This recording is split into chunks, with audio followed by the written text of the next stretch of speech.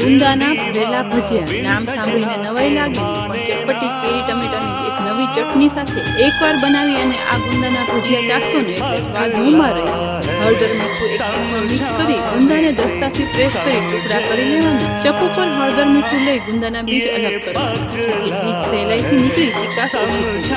ગુંદા ભરવાનો મસાલો બનાવવા માટે મિક્સર જારમાં શીંગ અધકચરા પીસી તેમાં લસણ મરચું આદુ બેસનની બુંદી અથવા તો કોઈ પણ નમકીન સાથે એક બટાકાના ટુકડા કોથમીર ઉમેરી મસાલામાં લાલ મરચું પાવડર ધાણા જીરું પાવડર ગરમ મસાલા પાવડર ખાંડ મીઠું વરિયાળી અને લીંબુનો રસ ઉમેરી પીસતા ભજીયા માટેનો ભરવાનો મસાલો તૈયાર છે। ચટપટી ચટણી બનાવવા માટે ગેસ પર પેનમાં શેષ તેલ ગરમ કરી તેમાં કેરી અને ટમેટાના ટુકડા ઉમેરી સાથે લીલા મરચા લસણ અને આદુ ઉમેરી ઢાંકણ ઢાંકી સાતળવા। બંને સાઈડ ચેન્જ કરી અને સાતળ્યા પછી સોફ્ટ થયેલા ટમેટાની છાલ કાઢી બધું મિક્સર જારમાં ઉમેરવાનું સાથે લાલ મરચું પાવડર ધાણા જીરું પાવડર મીઠું અને કોથમીર ઉમેરી પીસ્યા પછી ચટપટી કેરી ટમેટાની ચટણી તૈયાર છે। હવે બનાવેલો મસાલો લઈ અને બધા ગુંદા ભરી લેવાના। ભજીયાના ઉપરના લેયર બનાવવા માટે બેસનમાં મીઠું હળદર પાવડર હિંગ મિક્સ કરી પાણી ઉમેરી મીડિયમ થીક બેટર તૈયાર થાય ને એટલે તેમાં બેકિંગ સોડા અને લીંબુ મિક્સ કરી ફ્લફી થયેલા બેટરમાં ભરેલા ગુંદા ઉમેરી દેવાના અને બેસનના બેટર વડે કવર કરી